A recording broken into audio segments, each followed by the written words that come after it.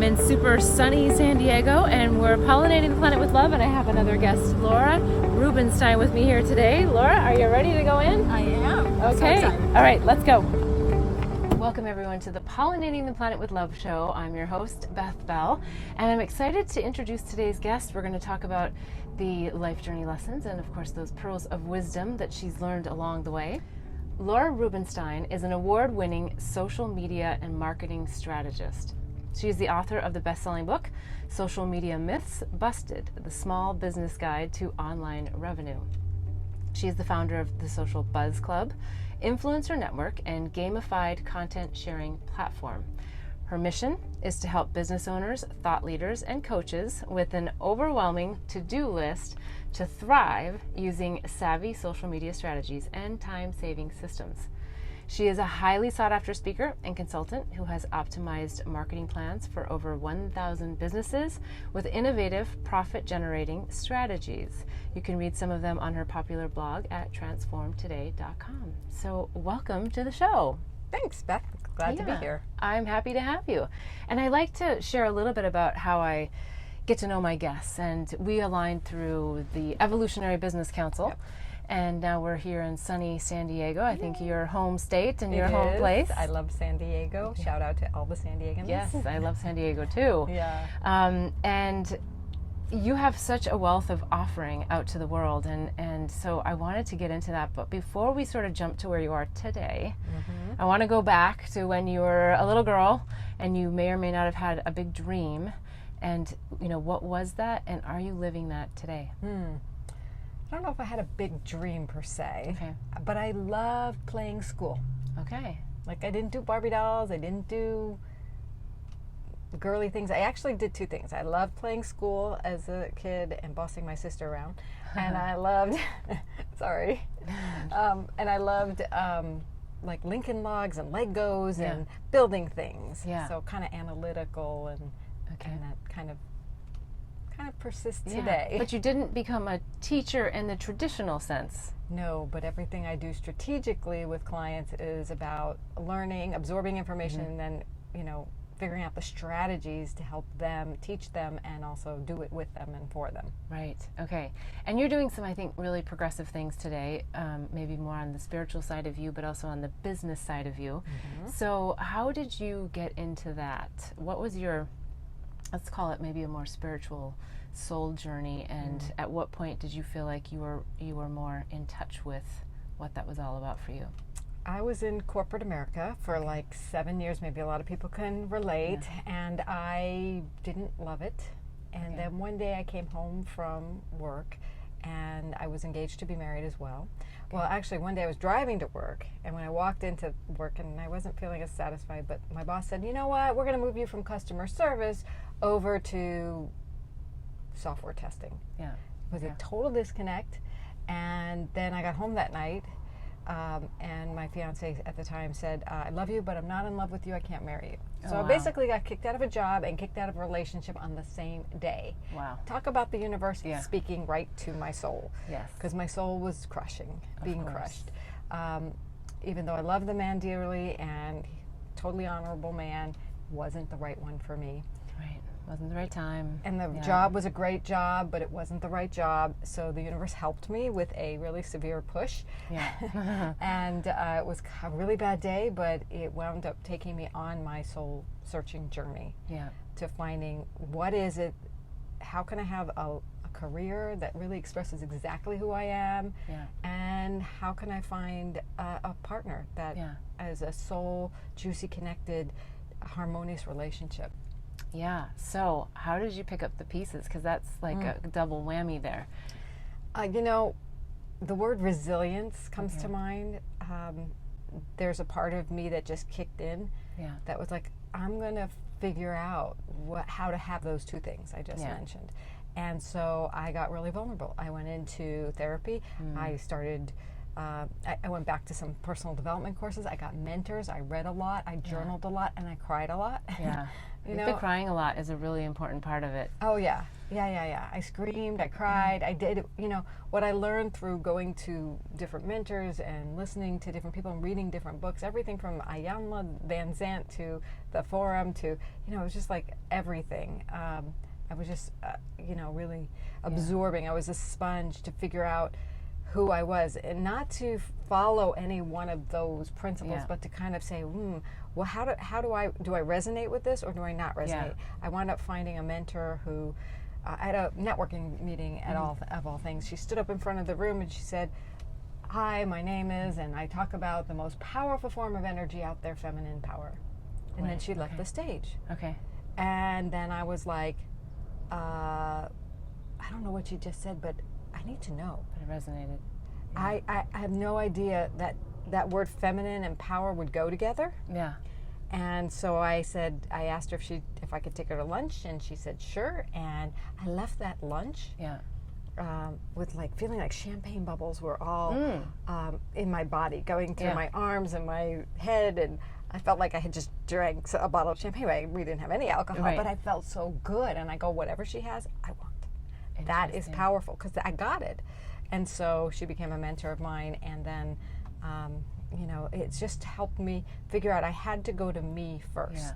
Yeah. I went to courses like Celebrating Men, Satisfying Women, and I was just like in tears afterwards. Now, were you still so this was after you had been out of your corporate job, that you ran that you went to this session and then met her? I mean, this probably took place over the next 6 months. Okay. I was, and I went to spiritual things like Siddha Yoga, and I mean, you name it, I was open. Yeah. I said, if help's going to show up in whatever form, there's probably, like you said, a nugget, right, of wisdom in there. And then as I got these nuggets, I started putting them on index cards. Yeah. Because I wanted to embody them when they truly resonated. I actually call them pearls. Yes. Because I think of them as like something that's probably been in the making for a while. And it's like that wisdom that doesn't necessarily happen and it's overnight. So valuable. Yes. You're right. And it's like a gem. It's something you want, at least I did, I wanted to embody and fully have in my bones. Like I knew it like logically, but how did I get it from here to here and actually just automatically, how they say going from consciously competent to unconsciously competent? Yeah. That's what I wanted to do. So I wrote them down. And I have like this stack of index cards that whenever I was dealing with something, I'd flip through them to see what is the piece that I need to come back to, that I need to practice. Yeah. And so that's how I picked up the pieces, and I had a lot of good girlfriends, and I had these mentors, and I started building up a whole new community, actually. Yeah. It's an interesting story, and I think not too unfamiliar to some people. I mean, we all kind of have our own little things that happen, and I like to think of it as sort of a soul quickening period. I don't know if you would agree with that or not, but it's like your soul becomes hungry to know itself within our human body. And it's a fun time. When you said the champagne, that's kind of what it's a very rich time. I really felt like I was doing something connecting to myself, and if I was feeling an intense emotion, it was an opportunity not to go swirling into the vortex of that, but to really ride the wave of it and see where it would take me. Because what I learned through the process with my mentors was, okay, these emotions we have are gold. Yeah. They are pearls. In and of themselves, we don't maybe understand them. Yeah. We want to, like, if they're uncomfortable, we want to push them away. But what if we just stayed a little bit longer with them? Might there be something behind that emotion, or someplace that emotion is trying to take us? Or what is actually bringing that up? It's usually joy or the desire for love or something positive underneath that that you're not able to access.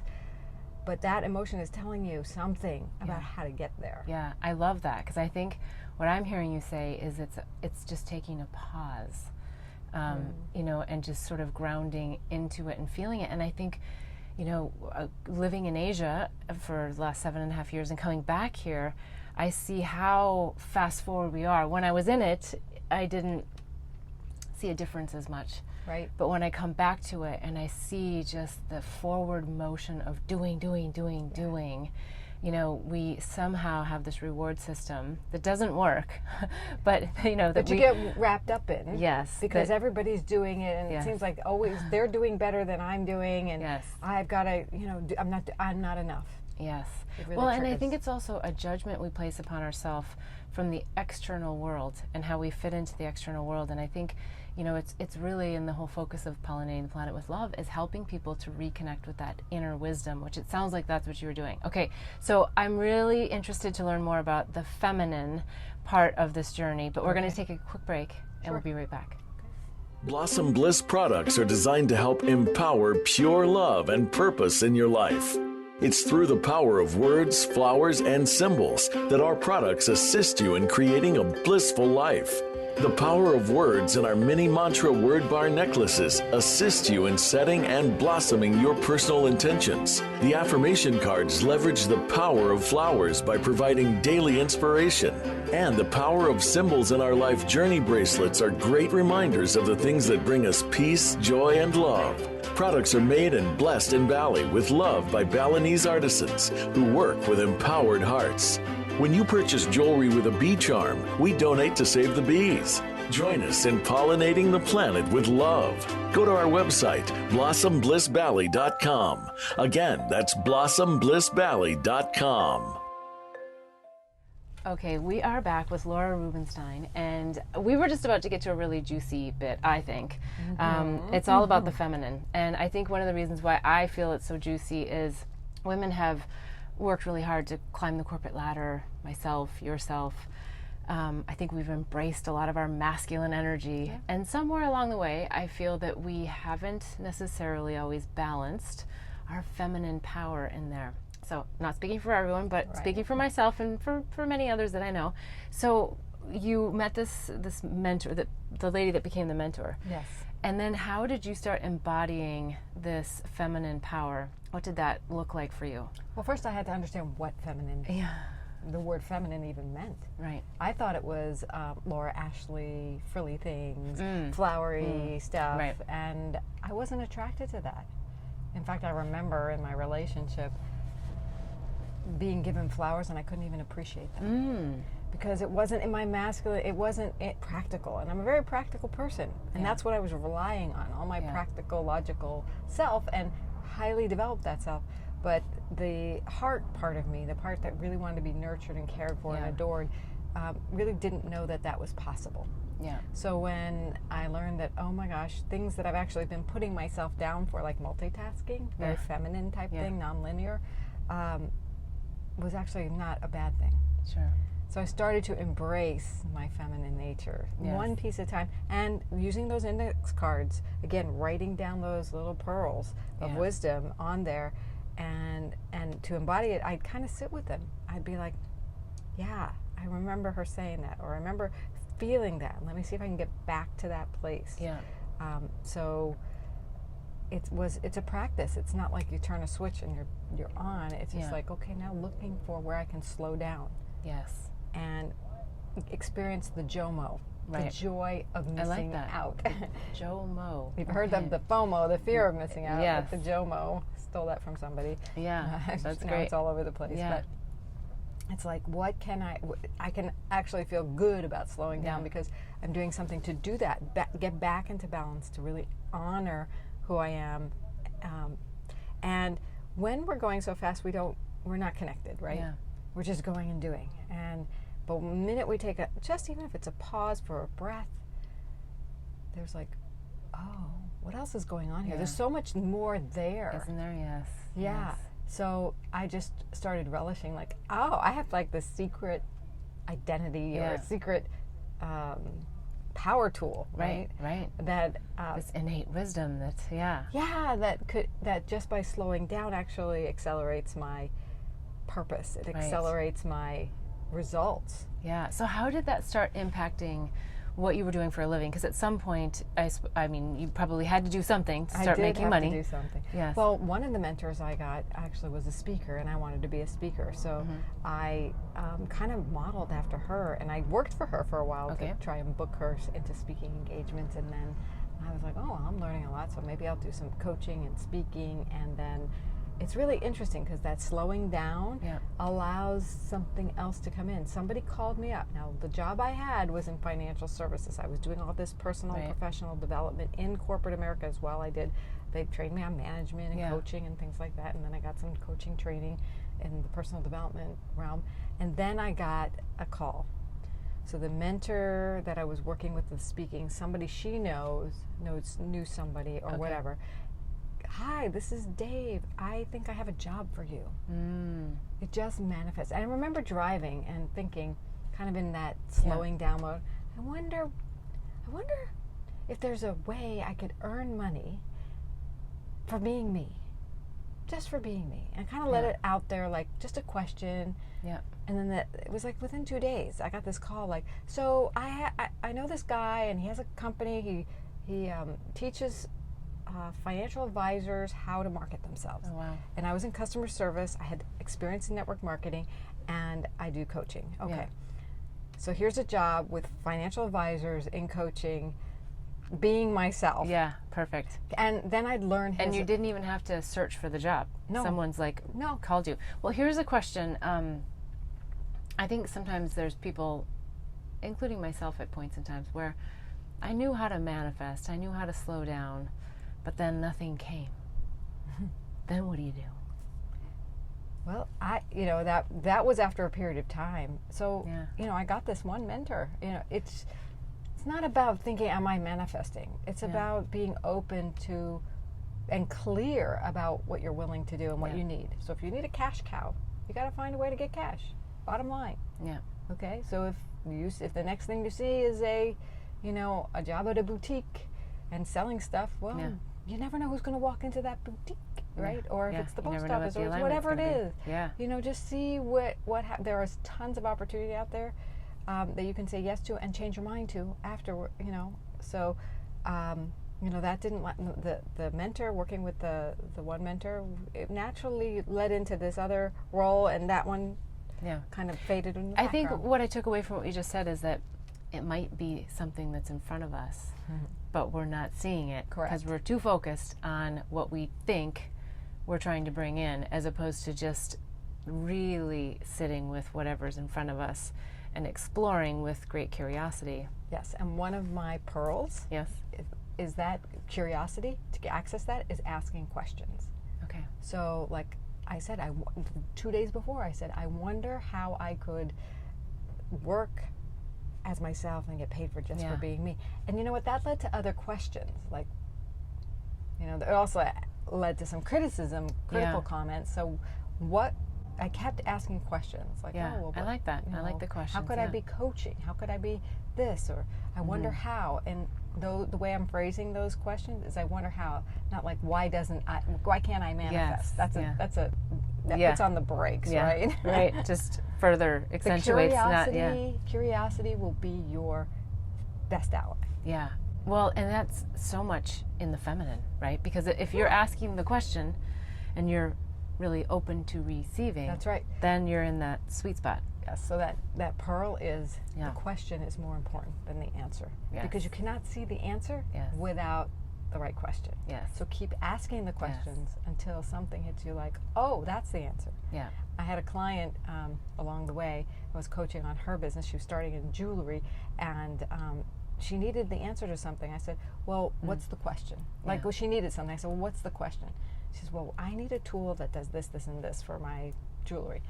I said, okay, well, why don't we rephrase it to say, I wonder what tool that would be and where it might come from. And she worked on the question, and then the next time we talked, she said, you know what, Laura, I never look at ads in magazines. And I was looking in a trade magazine, and there was the answer.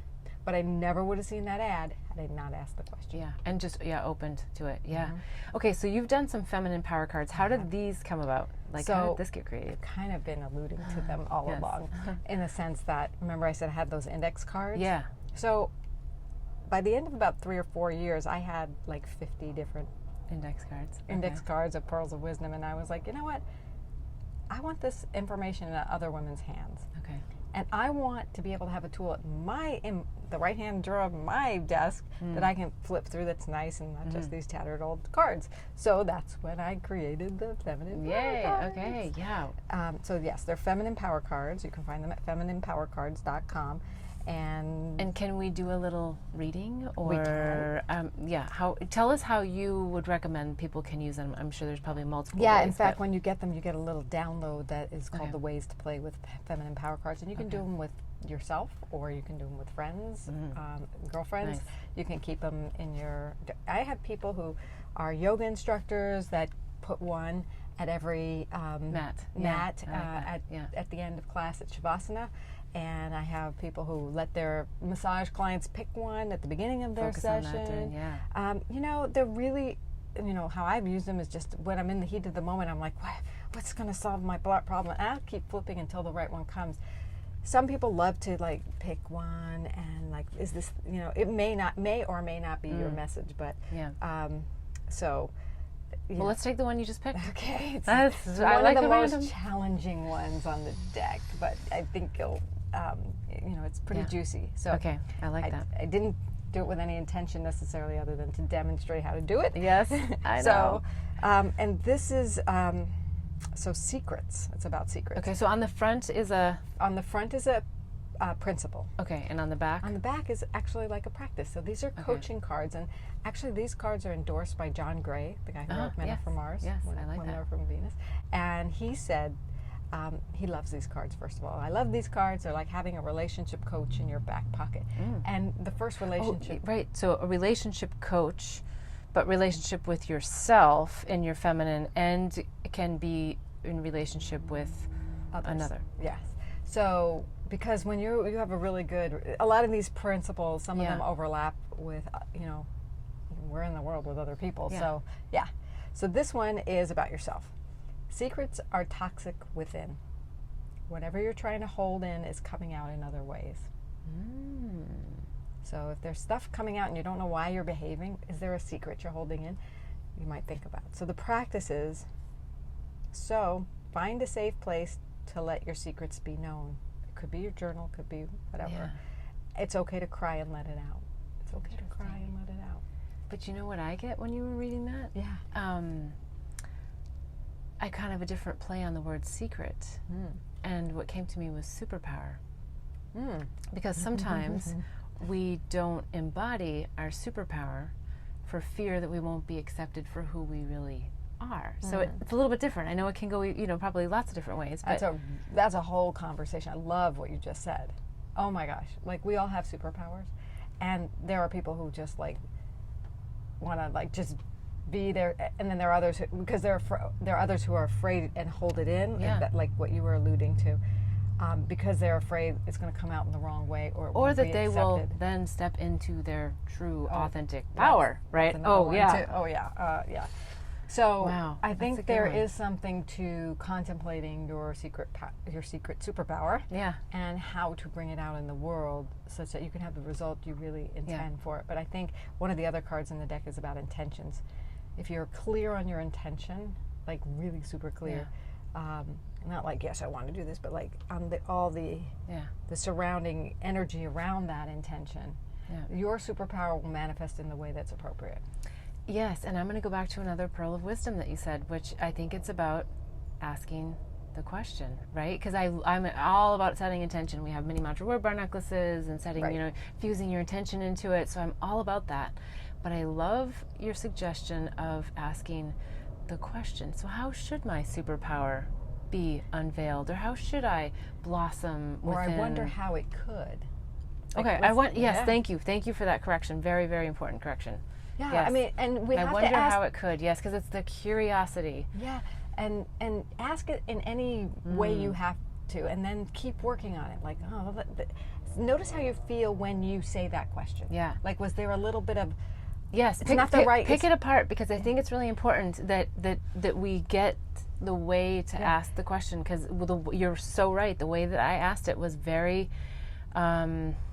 I don't know what the right words are, but I got the But you difference felt once something. Oh, absolutely. You felt like when you reframed it, it made so much sense to Well, ask you don't it. need me, but you need you to acknowledge, like, that's a good question, but it's not the best question. It's not going to get me Right. exactly So where I want to go. I'm hoping you can help us, all of us, reframe that. So I'm just trying to highlight so that it's clear for everyone else, because I felt it because I Yeah. said it. But if someone listening was like, well, I don't get the difference between what Beth said and what Laura said, and So and how that's what you said, Beth, was how should I use my superpower? Rephrasing. Right. Use the word should, and if you really felt in your body, should I? Oh, it's like I'm not doing it right. There's like this element of I'm not doing it right yet.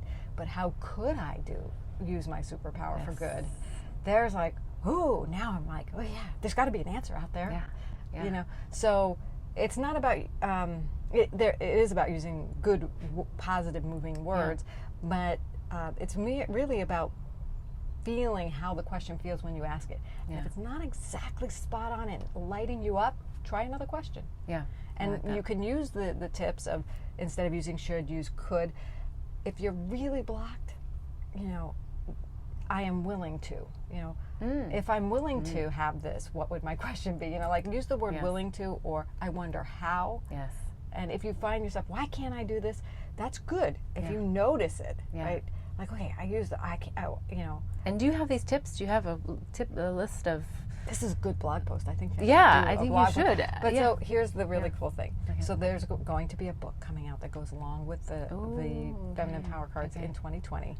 So look for it then. Yes. And it will have these tips in there. Because each one of these cards, as you see, you know, needs depth. Yes. And needs some guidance, some more ideas, and you know, that's what the book will be. Okay. So thank you for I can't confirming that that's what I need to do.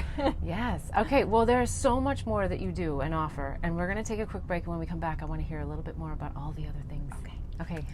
Blossom Bliss products are designed to help empower pure love and purpose in your life. It's through the power of words, flowers, and symbols that our products assist you in creating a blissful life.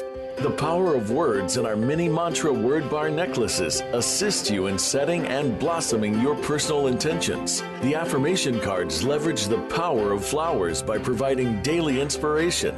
And the power of symbols in our life journey bracelets are great reminders of the things that bring us peace, joy, and love. Products are made and blessed in Bali with love by Balinese artisans who work with empowered hearts. When you purchase jewelry with a bee charm, we donate to save the bees. Join us in pollinating the planet with love. Go to our website, blossomblissbali.com. Again, that's blossomblissbali.com. Okay, we're back with Laura Rubinstein, and we were just talking about feminine power. We were talking about your cards, and I think before we get into the next bit, there's something a little bit more I want to share, because you started to share a little bit with me on the break about the cards and some of the direction on the back. Yes. So what's the differences with some of the cards? So you asked me about the cards and how to use them, right?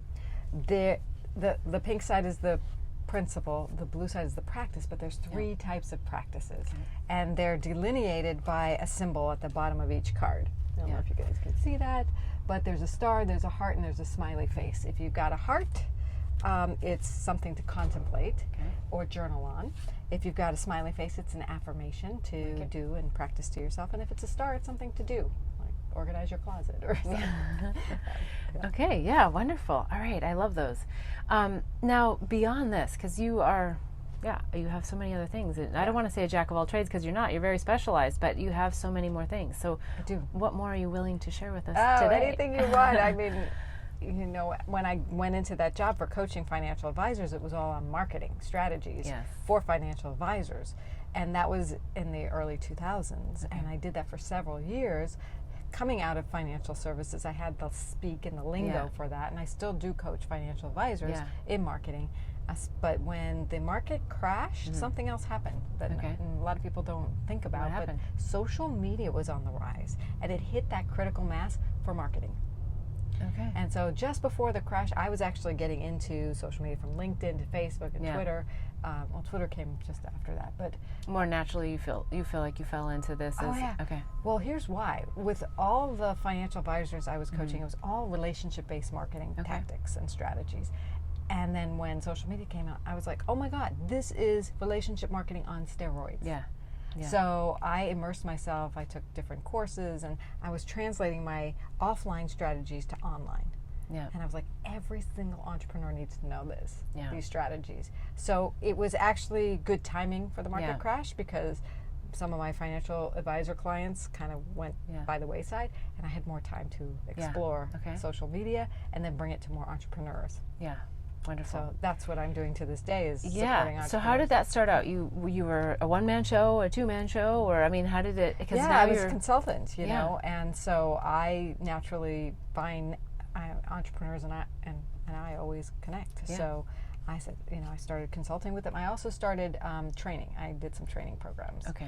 And so they would join my training programs, and I teach them, and then eventually people would ask me for help, and then I got a team, and now we help people. And I call myself a matchmaker because for the right entrepreneur, I want to find the right person to do their website or to do their email marketing or to do their social media or their graphics or their branding or their podcasting or their video marketing. So I'll put together the suite that matches their budget. And sometimes it's done with you because if the budget is minimal, then they need to do a lot on their own, but they need guidance. Sometimes I'm training their team, and they're not using mine. And sometimes they have a large enough budget, they'll use my team.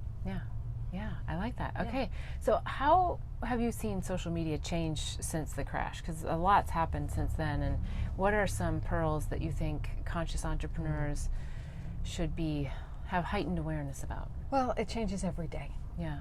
So that's the frustrating part. We could be here, and you could get frustrated about it. If we accept it, however, as the way it is, then you have a lot more freedom. You have freedom to just say, okay, well, what is my market? You know, if you focus in on who's your market and where are they, that gives you some clues. If you can have a baseline presence in most networks of the popular ones, where your market is, that's optimized. Even if you're not doing a lot there, at least you have a presence there. Then we start testing things. And we say, okay, let's try this strategy on this network and see what we learn. We want to learn and then tweak and grow. And since it's not cookie cutter, you know, we're in a more sophisticated marketing world now because people want that connection. And that's why I've always been a fan of relationship marketing and probably always will be. You've got to figure out how to make that connection online. And your market's going to be, and your personality is going to do it one way, and another market and personality is going to do it another way. So we get to be creative and figure that out together. Yeah, I love that. Okay, so for people who are looking for the right partner like yourself, what do you recommend that they look for? I mean, like, what are the top things to know if you're the right match? Okay, good question. I have to think about it from the client side now. So if I'm the client and I'm looking for the right match and knowing what I know, I would say, first of all, do they get me? They get my business? Because you can, like I said, you can slap on these strategies, but if they have no heart, they're not going to connect. So first and foremost, does this person really connect with my business? Do they have some strategies that align with me? Do they sound good to me? Like, not that they sound good like, oh my gosh, yes, I want that, but like, do they sound good to me? Does it sound like in alignment with your ethics, your values, and your brand? Good advice. And then you have a realistic idea of how much you're willing to put in, and ask the person, like, if I have this kind of budget, what can I expect? You know, social media, one of the things that's changing is it's more intensive financially wise or time wise to put in developing content. So if you don't have the finances, let's spend the time developing content and focusing on distribution of that. So a more organic approach, would you say? Or, it would be a more organic approach versus a paid advertising approach. You can do a little bit of paid advertising here and there to help visibility. If you really wanted to get clicks and sales, you're going to put a lot more in, a lot more funding in to get it, because it's more and more competitive these days. And that's why we want to keep trying different things organically, see what's really working, then put some money into it. Okay, good advice. Good advice. Now, are there any pearls of wisdom that we haven't talked about, or areas that are really your expertise out into the world? Is there anything that comes to mind that we should highlight? I want to go back to the superpowers. Okay. And that everyone has a superpower. You may not think of it as a superpower, but we all have a gift. I remember when someone said to me, Laura, you see things that other people don't about their situation. And I go, yeah, doesn't everybody? And she said, no. Yeah. I said, oh. And then I realized with great power comes great responsibility. Yeah. So I said, okay, well, now I need to accept that. Yeah. And think about how am I going to implement that in the world. So now I have a gift that other people can benefit from. So I always think of myself as how can I serve? How can I best serve using this gift that I have? Because it is a gift, and the best thing to do with a gift is share it. Yeah. So share your gifts, please. Yeah. Good idea. It's why not? I mean, that's what pollinating the planet with love is. Everyone has something in their heart that can be a benefit to other people. And if we do that, your mission is completed, and the fulfillment one gets from doing that is amazing. So, you know, it's like what you were saying about the secrets. It's the secret superpower that don't hold it in. It's nurture it, nourish it, honor it, and then share it with those who are appropriate to share it with. Yeah. My other question was going to be, how do you see what you do help in pollinating the planet with love? But you've just sort of touched on it. But is there any more juicy tidbits that come to mind? Well, my passion is fueling other people's passions. Okay. So I get a kick out of like getting into what is pollinating with the planet with love. Like, how can we do that more? How can we go viral? You know. So that's how my superpower, you know, I love to use it with, because it's like, oh my gosh, I have so many ideas, and we're going to take this, then I'll use my engineering side, and my analytical, logical, and we'll like start choosing which path to take. Yeah. Wow. Love it. Yeah. Okay. All right. So where do people find you if they want your products and or services?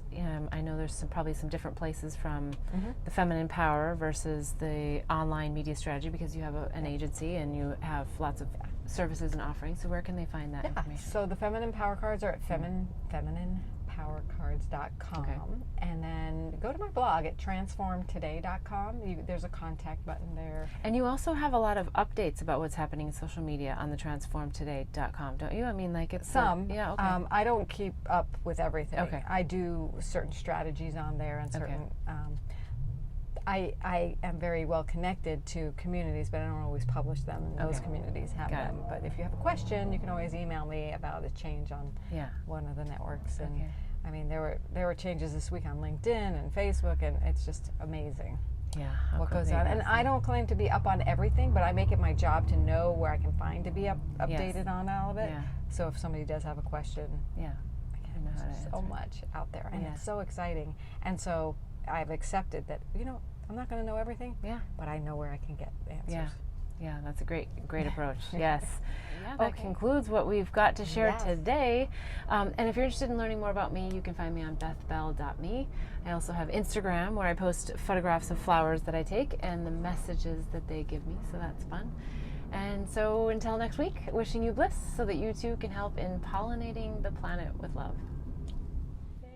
Hear who's up next when you like my page, Beth Bell Live, and join me each week as I invite a new guest into the mobile recording studio to help in pollinating the planet with love.